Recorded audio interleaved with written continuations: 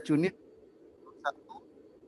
dan mengingat ada beberapa jemaat kita yang terpapar COVID-19, maka diputuskan kegiatan ibadah Minggu tanggal 27 Juni 2021 dan 4 Juli 2021 akan dilaksanakan secara live streaming via Zoom. Untuk itu, segenap jemaat dan simpatisan dapat mengikuti ibadah secara online dari rumah masing-masing. Adapun bentuk ibadah setelah tanggal 4 Juli 2021 akan diinformasikan kemudian, disesuaikan dengan perkembangan pandemi COVID-19 serta arahan pihak yang berwenang. Yang kedua, katekisasi. Sesuai dengan hasil keputusan rapat pleno khusus Majelis GKJ Bumi Indah tanggal 23 Juni 2021 terkait perkembangan pandemi COVID-19, maka kegiatan katekisasi tanggal 30 Juni 2021 dan 7 Juli 2021 di GKJ Bumi Indah akan diliburkan. Adapun jadwal katekisasi berikutnya akan diinformasikan kemudian, disesuaikan dengan perkembangan pandemi COVID-19 serta arahan pihak yang berwenang. Yang ketiga, warga baru. Telah diterima menjadi warga baru Jemaat GKJ Bumi Indah dengan surat atestasi, yaitu Daniel Ari Wahyono, nomor induk 187210301, Ibu Selamat Wiyati, nomor induk 187210302, kemudian Cindy Pajar Susanti, nomor induk 187210303, Pramudita Wahyu Widyaningrum, nomor induk 187210304, dan Danang Bramantyo, nomor induk 187210305, dari GKJ Grogol Jakarta, dengan alamat Jalan Nusa Indah, GF 28/18, Pondok Indah, RT 008/011, Kota Bumi, Pasar Kemis, Tangerang, termasuk dalam wilayah 4 dengan Majelis Penentua Arinto. Majelis dan Jemaat GKJ Bumi Indah mengucapkan selamat datang dan bergabung bersama-sama jemaat di dalam melayani Tuhan. Tuhan Yesus memberkati. Yang keempat, toko Bumi Rezeki. Tim pembelian ruko telah membuka toko Bumi Rezeki yang melayani pembelian secara online, di mana keuntungannya akan digunakan untuk mendukung pembayaran angsuran ruko. Toko Bumi Rezeki melayani pembelian sembako, beras, minyak, gula, kopi, sabun cuci, pembersih lantai, dan lain-lain, spare part motor, dan barang lainnya, di mana teknis pembeliannya dapat menghubungi koordinator wilayah atau mengisi belangko pemesanan yang sudah disediakan di gereja. Mohon dukungan segenap jemaat dan simpatisan, dan untuk informasi lebih lanjut dapat menghubungi Bapak Edi Cipto, Bapak Sugianto, atau koordinator wilayah. Yang kelima, persembahan. Telah diterima persembahan dalam kebaktian tanggal 20 Juni 2021 sebesar 1.538.000. Untuk daftar perinciannya dapat Bapak Ibu baca dalam warta jemaat minggu ini. Dan pada jemaat yang telah mempersembahkan, dipersilakan memeriksa daftar perinciannya. Apabila ada kekeliruan, dimohon untuk menghubungi majelis gereja. Kepada jemaat yang berulang tahun kelahiran maupun ulang tahun pernikahan, majelis mengucapkan selamat berbahagia. Kiranya Tuhan Yesus senantiasa memberkati. Dan untuk warta selengkapnya mengenai kegiatan gereja, dapat Bapak Ibu Saudara baca dalam warta jemaat hari ini yang sudah di-share dalam WA info GKJ Bumi Indah. Demikian pokok-pokok warta jemaat hari ini. Terima kasih telah senantiasa menerapkan protokol kesehatan di dalam peribadatan dengan mencuci tangan, pengukuran suhu, memakai masker, dan tetap menjaga jarak atau menjauhi kerumunan. Selamat beribadah, selamat hari Minggu, Tuhan Yesus memberkati.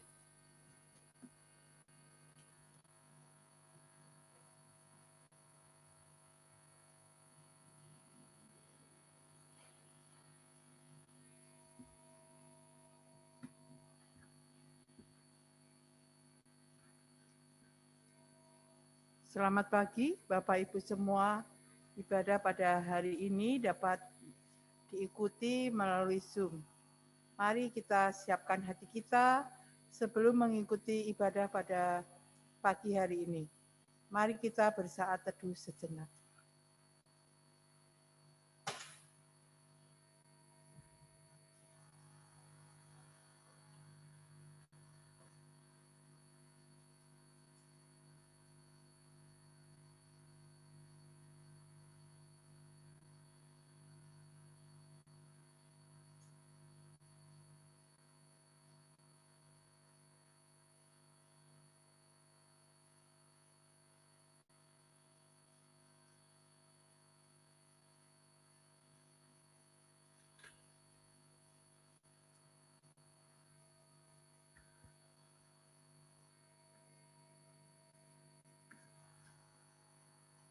Tema ibadah pada hari Minggu, tanggal 27 Juni 2021 adalah ujian keikhlasan.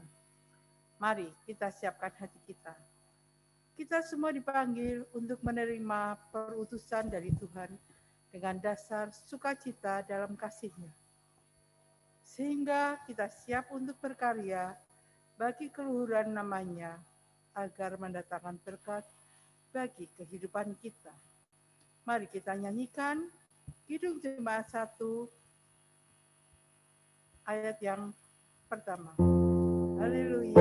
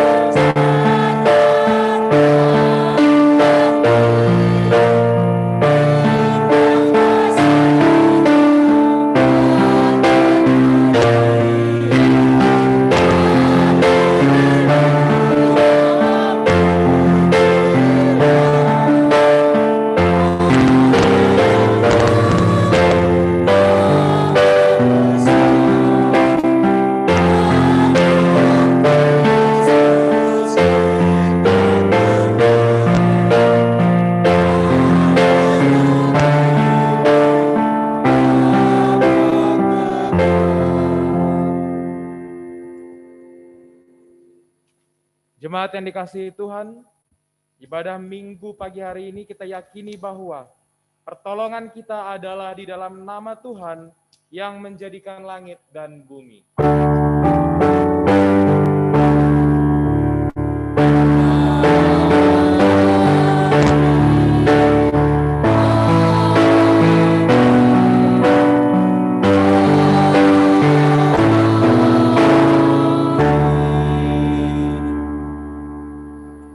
Kasih karunia dan damai sejahtera dari Allah Bapa kita dan dari Tuhan Yesus Kristus menyertai saudara dan kita sekalian. Kini dan selamanya.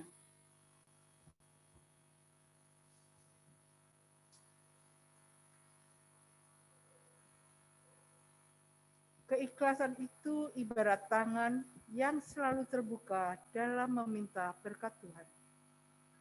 Ibarat tangan terbuka, kita selalu siap ketika Tuhan akan mengambil sesuatu yang kita miliki untuk menjadi miliknya ataupun menjadi milik orang lain.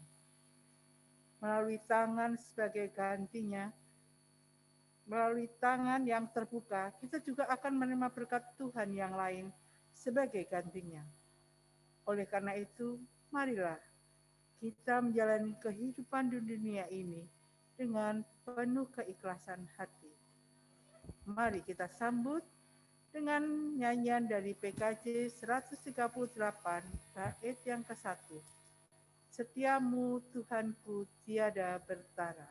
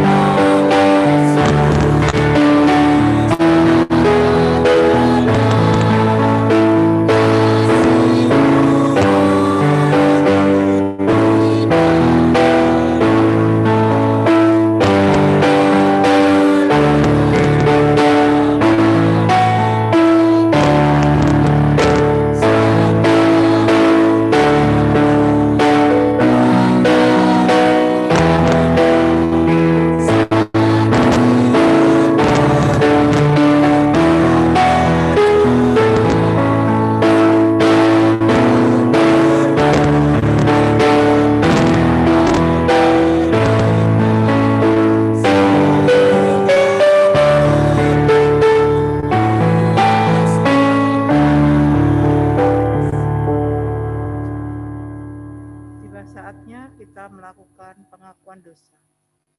Tidaklah mudah melepaskan sesuatu yang sudah melekat dalam hidup kita. Meskipun semua itu sulit untuk kita lepaskan, namun kita harus menyadari bahwa segala sesuatu yang ada dalam kehidupan ini bersifat fana. Marilah dengan segala kerendahan hati kita mengakui segala dosa-dosa kita di hadapan Tuhan. Seperti yang tertulis dalam 1 Yohanes 1 ayat yang ke-9.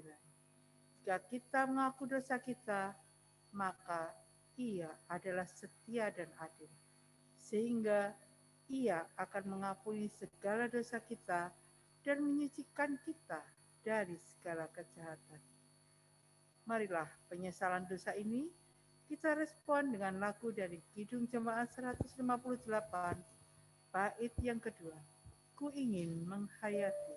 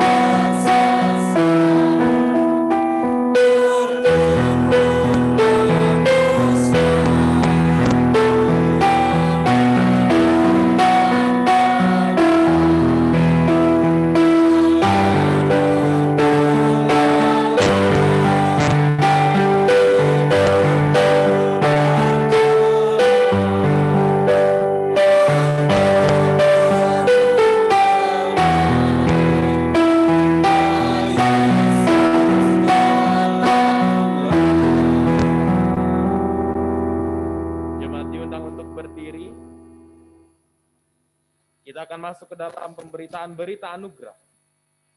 Dan oleh karena kita telah menyatakan penyesalan atas segala dosa kita di hadapan Tuhan, maka kini marilah kita menerima berkat berita anugerah dari Tuhan seperti yang tertulis di dalam 2 Tesalonika 2 ayat 16 dan 17. Dan Ia, Tuhan kita Yesus Kristus dan Allah Bapa kita, yang dalam kasih karunia-Nya telah mengasihi kita dan yang telah menganugerahkan penghiburan abadi dan pengharapan baik kepada kita, kiranya menghibur dan menguatkan hatimu dalam pekerjaan dan perkataan yang baik. Syukur kepada Allah. Salam damai. Salam bagi damai. kita. Umat menyanyikan NKB 197 bait yang pertama, Besarlah Untungku. Besarlah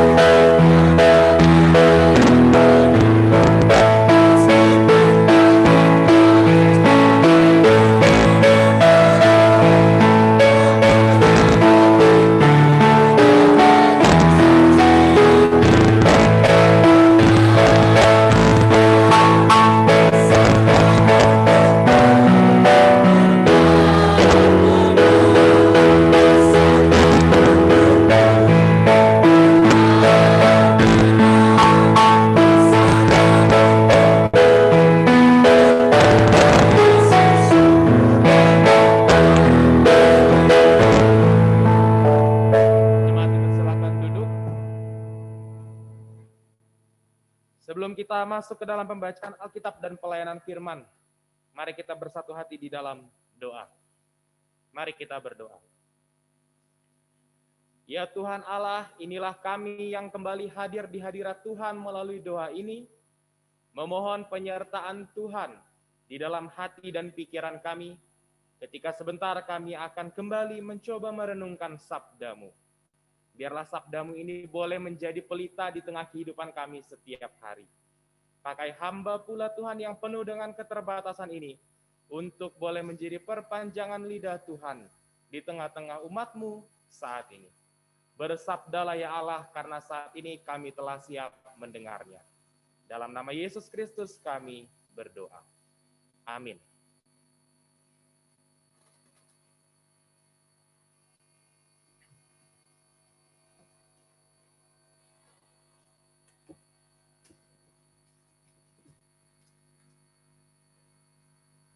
Ya, pembacaan Injil kita pada hari ini diambil dari Injil Markus pasal yang kelima, ayat 21 sampai 43. Markus 5 ayat 21 sampai 43.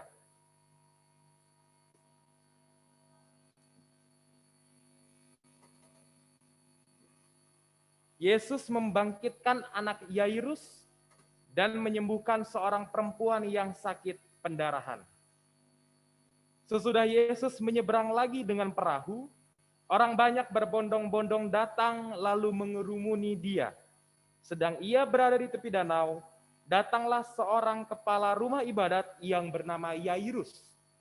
Ketika ia melihat Yesus, tersungkurlah ia di depan kakinya dan memohon dengan sangat kepadanya. Anakku perempuan sedang sakit, hampir mati. Datanglah kiranya dan letakkanlah tanganmu atasnya, supaya ia selamat dan tetap hidup. Lalu pergilah Yesus dengan orang itu. Orang banyak berbondong-bondong mengikuti dia dan berdesak-desakan di dekatnya. Adalah di situ seorang perempuan yang sudah 12 tahun lamanya menderita pendarahan. Ia telah berulang-ulang diobati oleh berbagai tabib, sehingga telah dihabiskannya semua yang ada padanya. Namun sama sekali tidak ada faedahnya, malah sebaliknya, keadaannya semakin memburuk. Dia sudah mendengar berita-berita tentang Yesus. Maka di tengah-tengah orang banyak itu, ia mendekati Yesus dari belakang dan menjamah jubahnya. Sebab katanya, asal ku jamah saja jubahnya, aku akan sembuh. Seketika itu juga berhentilah pendarahannya dan ia merasa bahwa badannya sudah sembuh dari penyakitnya. Pada ketika itu juga Yesus mengetahui bahwa ada tenaga yang keluar dari dirinya. Lalu ia berpaling di tengah orang banyak dan bertanya, siapakah yang menjamah jubahku? Murid-muridnya menjawab, engkau melihat bagaimana orang-orang ini berdesak-desakan dekatmu, dan engkau bertanya siapa yang menjamah aku? Lalu ia memandang sekelilingnya untuk melihat siapa yang telah melakukan hal itu. Perempuan itu yang menjadi takut dan gemetar ketika mengetahui apa yang telah terjadi atas dirinya, tampil dan tersungkur di depan Yesus dan dengan tulus memberitahukan segala sesuatu kepadanya. Maka katanya kepada perempuan itu, hai anakku, imanmu telah menyelamatkan engkau.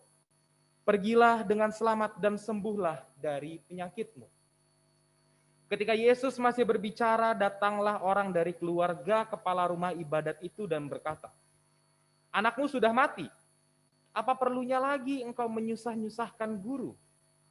Tetapi Yesus tidak menghiraukan perkataan mereka dan berkata kepada kepala rumah ibadat, janganlah takut, percaya saja. Lalu Yesus tidak memperbolehkan seorang pun ikut serta kecuali Petrus, Yakobus, dan Yohanes, saudara Yakobus. Mereka tiba di rumah kepala rumah ibadat dan di sana dilihatnya orang-orang ribut, menangis, dan meratap dengan suara nyaring. Sesudah ia masuk, ia berkata kepada orang-orang itu, "Mengapa kamu ribut dan menangis? Anak ini tidak mati, tetapi tidur." Tetapi mereka menertawakan dia. Maka diusirnya semua orang itu, lalu dibawanya ayah dan ibu anak itu, dan mereka yang bersama-sama dengan dia masuk ke kamar anak itu. Lalu dipegangnya tangan anak itu, katanya, "Talita kum," yang berarti, "Hai anak, aku berkata kepadamu, bangunlah." Seketika itu juga anak itu bangkit berdiri dan berjalan, sebab umurnya sudah 12 tahun. Semua orang yang hadir sangat takjub. Dengan sangat ia berpesan kepada mereka, supaya jangan seorang pun mengetahui hal itu, lalu ia menyuruh mereka memberi anak itu makan. Demikianlah pembacaan Injil Tuhan kita Yesus Kristus, dan yang berbahagia ialah mereka yang mendengarkan firman Tuhan dan memeliharanya. Haleluya.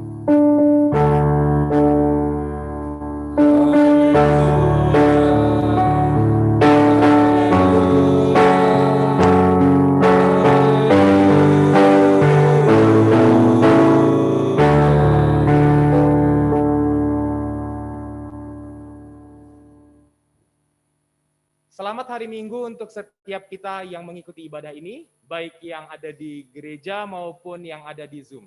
Sekali lagi selamat hari Minggu untuk kita semua. Baik Bapak dan Ibu sekalian, pada hari ini kita akan berbincang di bawah naungan tema ujian keikhlasan. Begitu ya. Di bawah tema ujian keikhlasan, yang ketika kalau kita baca ayat tadi yang bercerita tentang Yairus dan juga penyembuhan orang yang sedang pendarahan, itu menggambarkan bahwa kehidupan kita sebenarnya adalah ujian, dan ujian. Di dalam setiap kehidupan kita itu adalah ujian. Lalu ketika kita berbicara tentang ujian, lalu kita tadi selesai sudah membaca Markus 5 ayat 21 sampai 43, maka kita bisa melihat ada dua cerita penting sebenarnya di dalam perikop yang baru saja kita baca. Boleh dilanjut slide-nya? Ya. Ada dua momen penting di sana. Yang pertama adalah momen menyembuhkan perempuan. Yang kedua adalah membangkitkan anak Yairus. Jadi ceritanya ketika Yairus menghampiri Yesus, ceritanya anaknya belum mati. Begitu ya, masih sekarat, kurang lebih begitu. Tetapi ketika Yesus sampai di rumah Yairus, anaknya sudah mati. Jadi ada jeda waktu di sana dari sekarat sampai mati. Anak Yairus.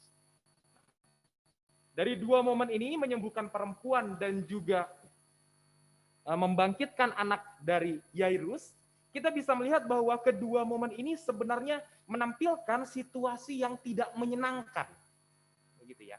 Kedua momen ini, kedua kisah ini, keduanya bersifat situasinya tidak menyenangkan bagi diri yang menderita. Baik yang pendarahan dan juga baik yang anak Yairus dan juga si Yairus. Sebagai orang tua tentu melihat anaknya sakit keras, kemudian meninggal, ya sakit hatinya. Dari kisah ini digambarkan sangat tidak menyenangkan situasinya. Oleh karenanya dari dua kisah ini saya akan mengajak kita mencoba melihat satu persatu. Dari menyembuhkan perempuan dan membangkitkan anak Yairus. Boleh dilanjut slide-nya? Pertama dulu dari yang proses Yesus menyembuhkan perempuan yang sakit pendarahan. Di dalam Markus 5 ayat 33 tertulis demikian, perempuan itu yang menjadi takut dan gemetar ketika mengetahui apa yang telah terjadi atas dirinya, tampil dan tersungkur di depan Yesus dan dengan tulus memberitahukan segala sesuatu kepadanya. Jadi ayat ini menggambarkan setelah perempuan itu memegang kain Yesus, memegang jubah Yesus, Yesus tanya akan siapa yang memegang jubah saya? Akhirnya dia seperti mengaku, ini loh saya, ini loh aku yang memegang jubahmu. Dan dia bercerita kepada Yesus tentang penyakitnya. dan tentang apa yang dia rasa pasca memegang jubah Yesus. Tetapi dia bercerita dan dia tampil di sana dijelaskan dengan kata takut dan gemetar. Saya ingin mengajak kita untuk memfokuskan, meng-highlight kata takut di sana. Saya memberikan lebih tebal dan juga menggarisbawahi kata takut di sana. Karena, boleh dilanjut slide-nya? Karena kata takut yang digunakan di dalam Alkitab kita, di dalam Markus 5 ayat 33, itu diambil dari kata pobeteisa, itu bahasa Yunani. Pobeteisa, kalau dalam bahasa Inggris ditulisnya fearness, ketakutan begitu ya. Fear, pobeteisa. Tetapi sebenarnya kalau kita lihat dari gramatika yang dipakai, dari bahasa Yunani yang digunakan, sebenarnya takut ini bukan takut yang biasa, tetapi takut yang pakai banget. Takut sekali. Tetapi takutnya juga digabungkan dengan hormat begitu loh. Jadi saya mau mencoba mengajak saudara membayangkan di saat yang bersamaan si perempuan ini takjub nih, hormat nih. Karena tiba-tiba dia merasa sudah sembuh nih setelah memegang jubah Yesus. Tapi di saat yang bersamaan dia juga takut. Wah, Yesus marah nggak nih ya saya pegang jubahnya? Jadi takut sama hormat jadi satu. Takutnya takut banget lagi. Kenapa bisa takut? Karena konteks pada masa itu, konteks di zaman Yesus Kristus hidup pada saat itu adalah kalau perempuan sedang pendarahan, dalam hal ini menstruasi, dalam hal ini atau penyakit pendarahan mengeluarkan darah dari tubuhnya, itu dia dianggap najis, perempuan itu. Kalau dia memegang orang lain, apalagi pria, prianya juga ikutan najis. Jadi dalam hal ini perempuan itu sebenarnya tahu kalau dia sedang melakukan kesalahan. Berdasarkan norma dan ketentuan adat pada saat itu. Dia sudah tahu dirinya sedang pendarahan, kalau dia pegang laki-laki, dalam hal ini Yesus laki-laki, berarti dia melakukan kesalahan karena dia membuat Yesus Kristus menjadi najis berdasarkan pola pikir norma di masa itu. Maka dari itu digunakan kata takut di sana, digunakan kata pobeteisa.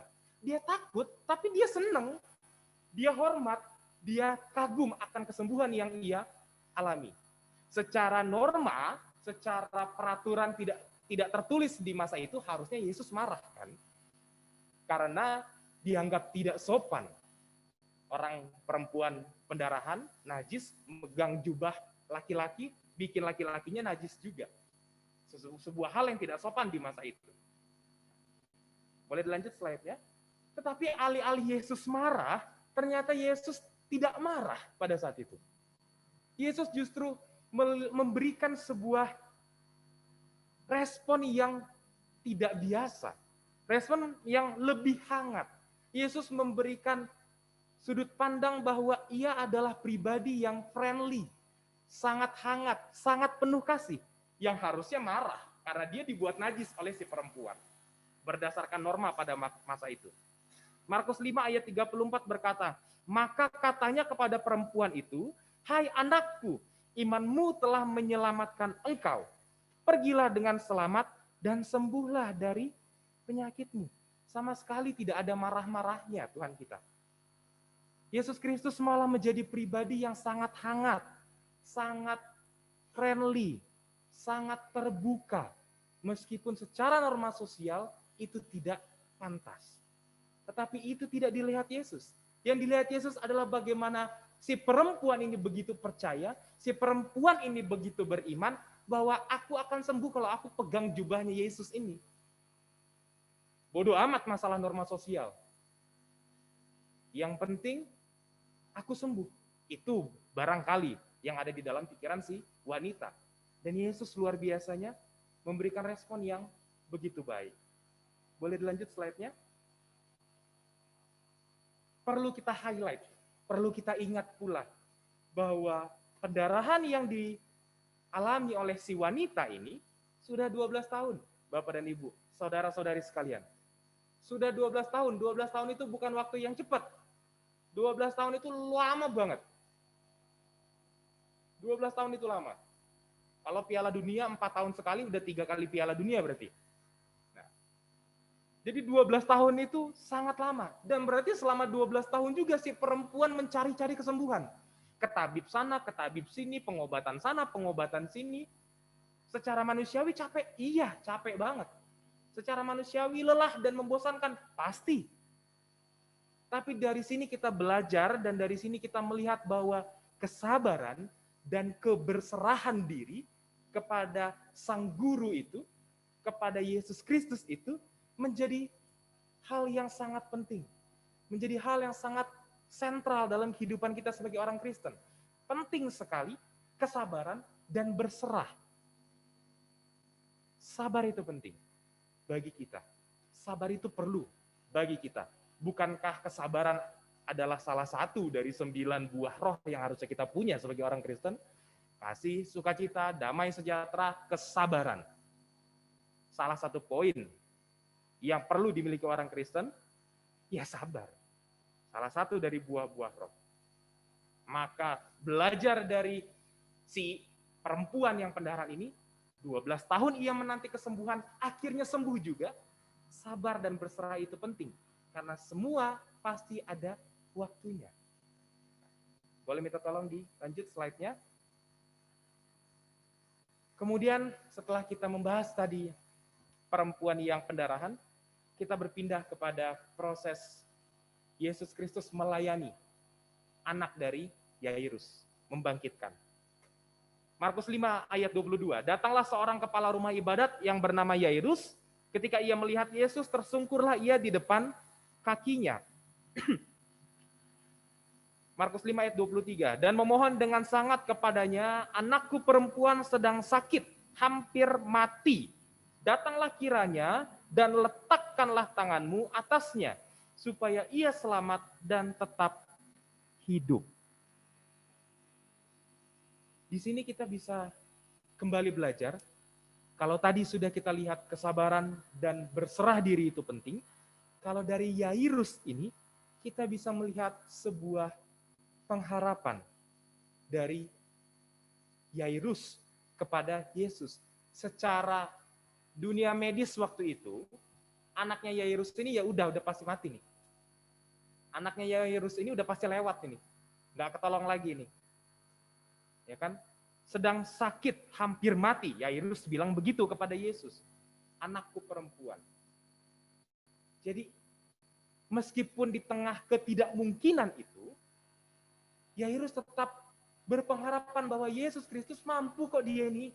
Aku percaya sama Tuhan Yesus bahwa ketika pengharapanku aku taruh padamu, maka kamu akan memberikan feedback yang baik. Pengharapan menjadi penting. Boleh minta tolong dilanjut? Pengharapan di tengah ketidakmungkinan. Seperti yang saya katakan tadi, tidak mungkin anaknya Yairus itu sembuh. Tidak mungkin anaknya Yairus itu sehat. Tapi kalau kita baca kisahnya, ketika Yesus berkata Talita kum, langsung berdiri anaknya. Langsung sehat anaknya. Di tengah, pada masa itu medis belum secanggih sekarang tentu. Kita tidak terlalu tahu sakit apa yang dirasakan, tetapi yang digambarkan adalah sakit keras karena hampir mati. Anak 12 tahun, anaknya Yairus. Kembali, pengharapan di tengah kemungkinan penting untuk kita. Dan kembali lagi, sabar dan berserah itu juga penting bagi kita. Jadi sepanjang ini, sejauh yang kita dalami Alkitab kita pada hari ini, ada 3 poin penting. Ada pengharapan di tengah ketidakmungkinan, ada kesabaran, ada keberserahan diri yang harus kita timbulkan, harus kita munculkan di dalam hati kita masing-masing. Next slide. Nah, seperti yang saya katakan di awal, bahwa kedua cerita pada hari ini, baik yang Yairus ataupun yang ibu pendarahan, wanita pendarahan, keduanya menampilkan, menyajikan konteks situasi yang tidak menyenangkan. Seperti yang saya katakan di awal.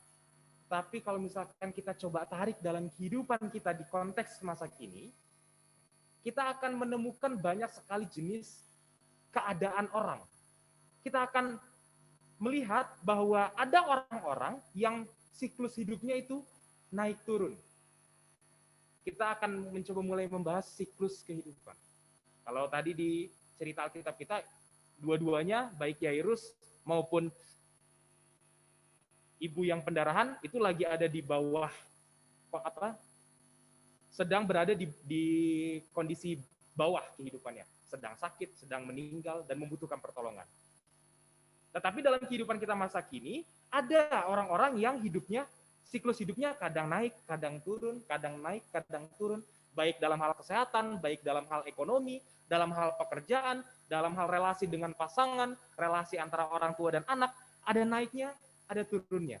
Ada naiknya, ada turunnya. Itu ada. Tapi ada juga orang-orang yang hidupnya tuh memang dari dulu tuh selalu susah. Ada. Dari dulu tuh selalu terbatas. Ada. Kita tidak bisa menutup mata terkait hal itu. Ada orang-orang yang hidupnya di tengah keterbatasan terus-menerus. Ada yang naik turun, ada yang terbatas. Tapi kita juga tidak bisa menutup mata bahwa di dalam kehidupan ini, di dalam lingkungan sekitar kita, ada juga orang yang hidupnya nyaman-nyaman aja. Ada nih orang-orang yang hidupnya nyaman-nyaman terus. Pekerjaannya lancar, bagus. Anaknya pinter-pinter, puji Tuhan. Baru lulus kuliah, langsung dapat kerja, bagus. Pekerjaannya baru kerja berapa bulan naik gaji, bagus. Kemudian buka usaha, langsung lancar, langsung ada hasil yang baik, bagus. Ada orang-orang yang hidupnya lancar-lancar aja. Nggak pernah merasakan di bawah tuh, belum pernah. Ada kok, kita tidak bisa menutup mata. Ada yang naik turun, ada yang di bawah terus, ada juga yang di atas terus. Nyaman-nyaman aja. Khusus untuk yang nyaman-nyaman terus, mungkin ini menjadi ujian bagi kita.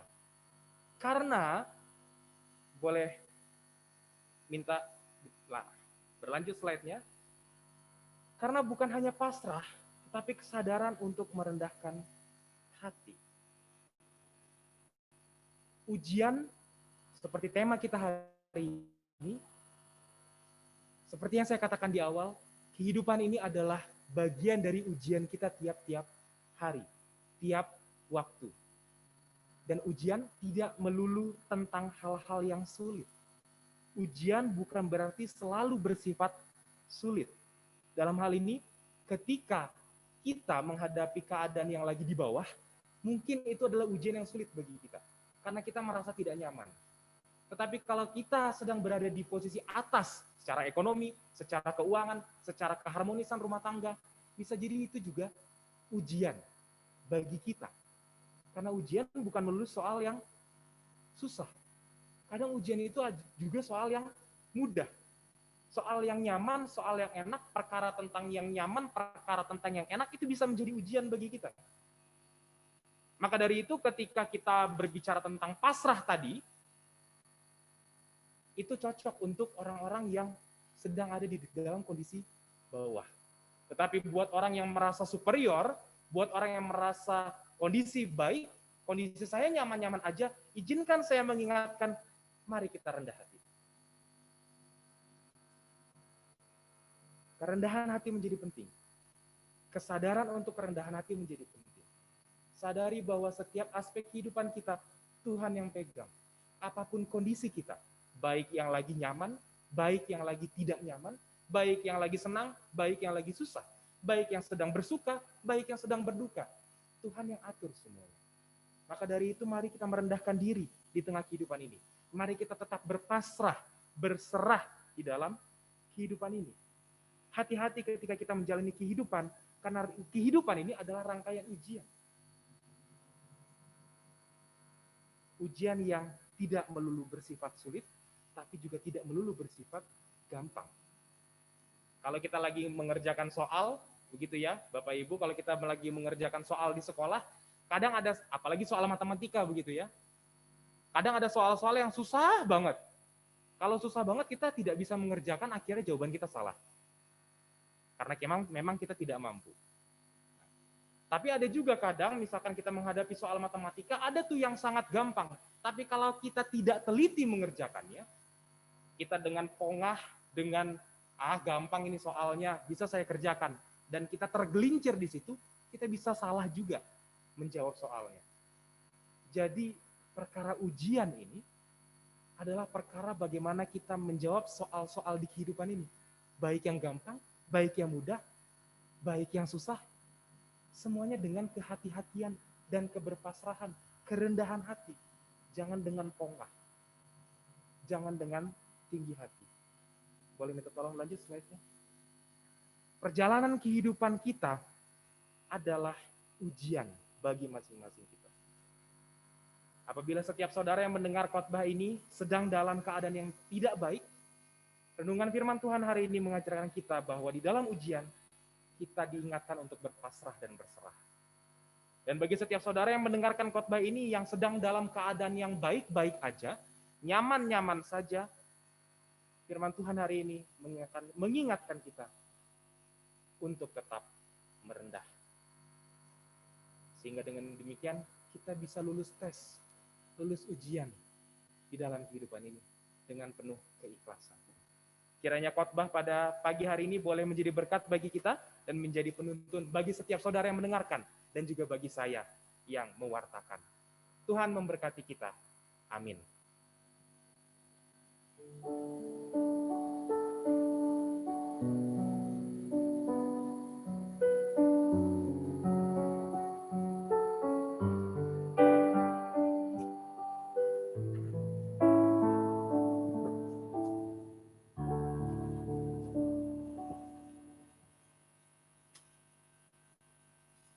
Bersama dengan umat Tuhan di sepanjang sejarah penyelamatan Allah, mari kita berdiri dan melakukan pengakuan iman rasuli dengan penuh penghayatan yang demikian.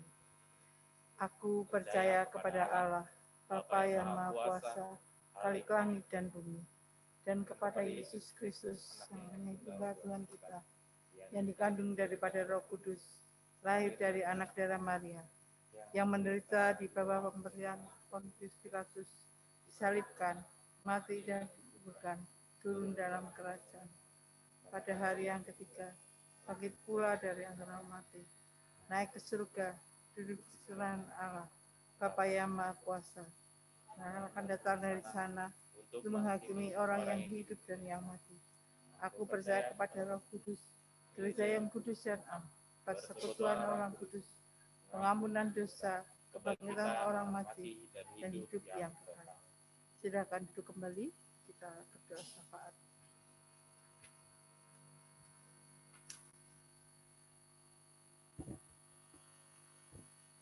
Baik, saudara-saudara, kita akan masuk ke dalam doa syafaat. Marilah kita bersatu hati.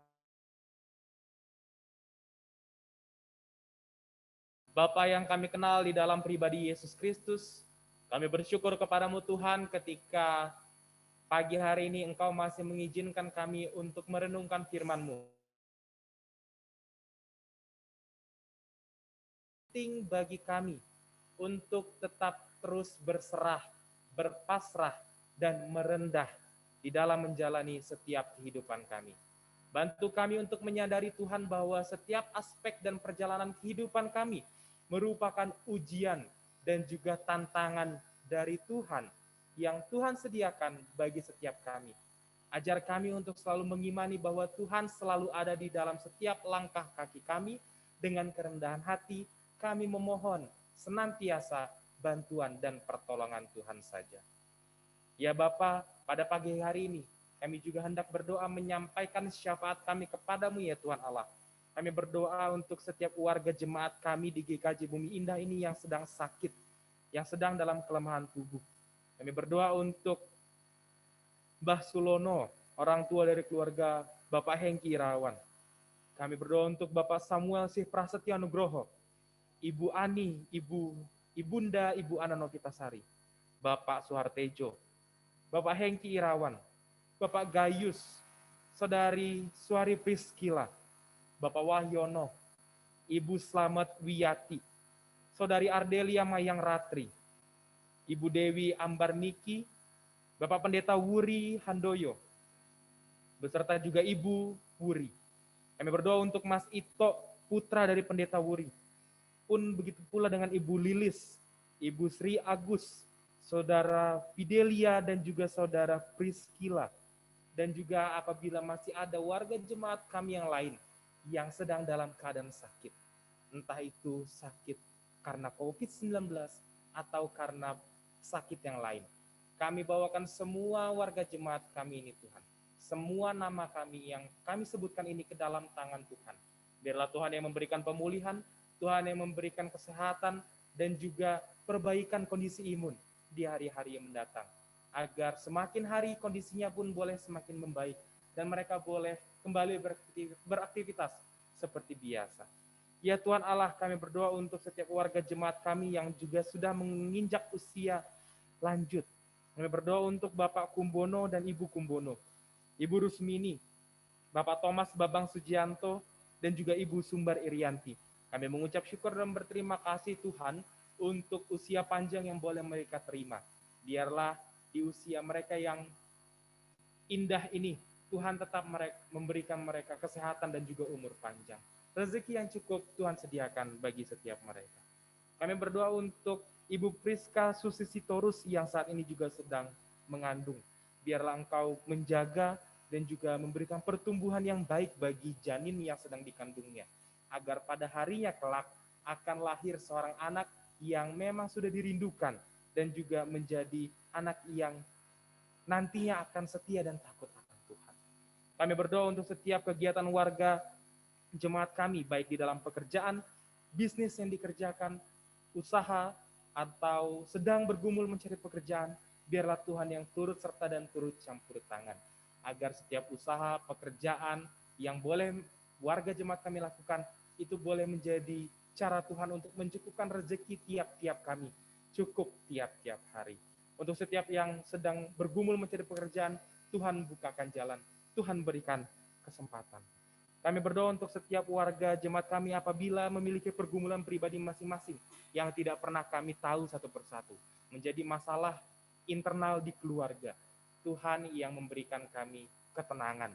Tuhan memberikan kami hikmat di dalam keluarga kami masing-masing, agar kami di dalam menyelesaikan dan memecahkan persoalan internal di dalam setiap keluarga kami, boleh sejalan dan seturut dengan hikmat dari-Mu, sehingga kami bisa terus mengandalkan Tuhan di dalam keluarga kecil kami.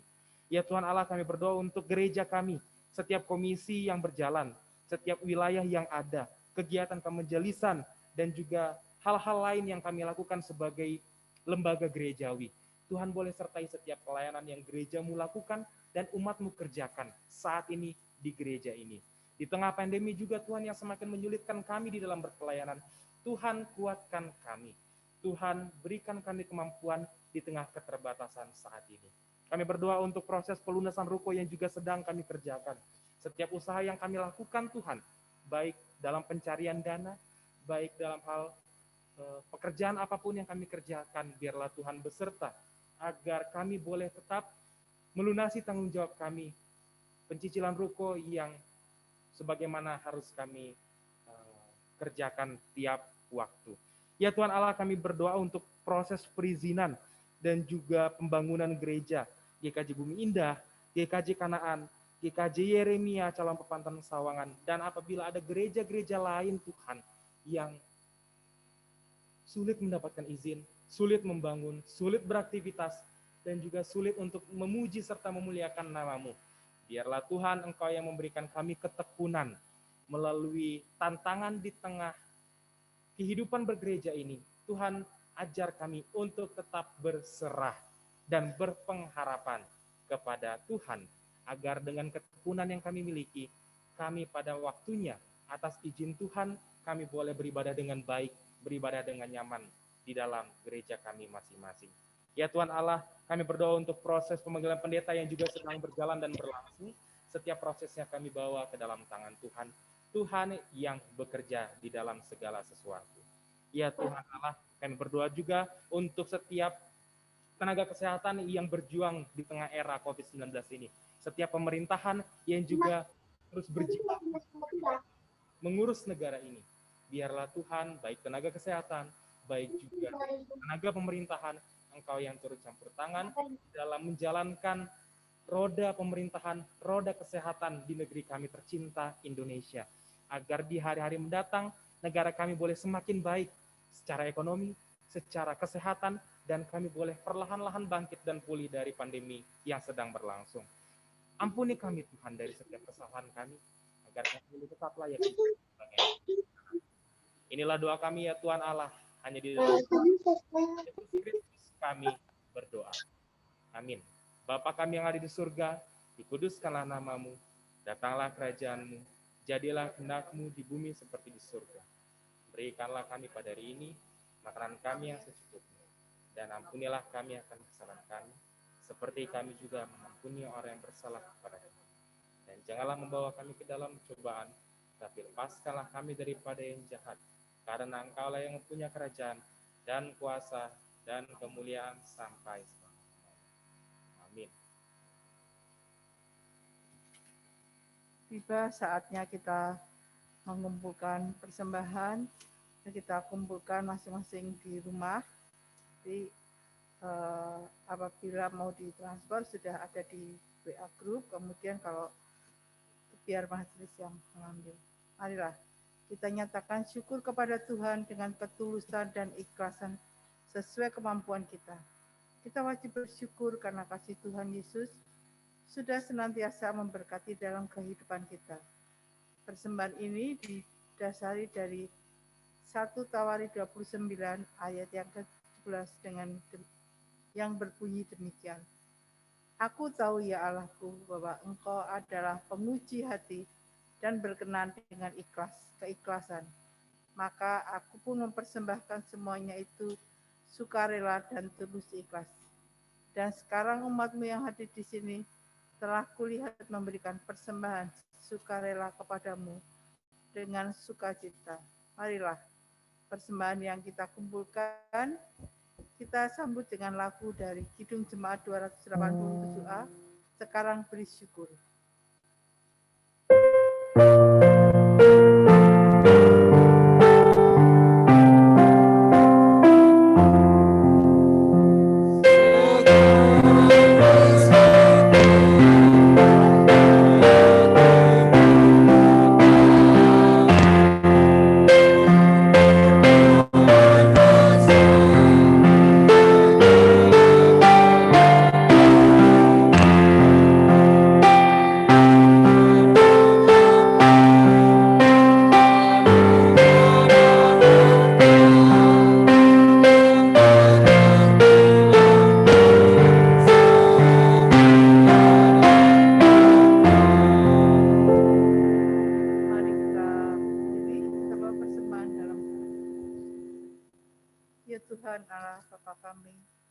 Kami mengucapkan syukur atas segala berkat yang telah Kau berikan pada kami. Kami tahu Tuhan, pada masa-masa sekarang ini, kami menghadapi begitu banyak masalah. Kami harus menjaga kesehatan kami harus memenuhi segala kebutuhan kami, dan segala hal yang rasanya sulit dan berat bagi kami untuk melangkah. Tapi kami yakin dan percaya, Engkau akan selalu menuntun kami, melindungi kami, memberkati setiap langkah kami, sehingga Kau mampukan kami untuk mengatasi semuanya dengan berkat dan tuntunan-Mu. Ya Tuhan, pada pagi hari ini pula, kami sangat bersyukur karena Kau berikan kemampuan untuk memberikan persembahan. Berkatilah persembahan yang kami kumpulkan ini. Biarlah persembahan ini menjadi berkat bagi kami dan bagi semua orang, sehingga berguna untuk memperluas kerajaan-Mu. Ya Tuhan, doa ini kami sampaikan melalui Putra-Mu yang terkasih, Tuhan kami Yesus Kristus. Amin.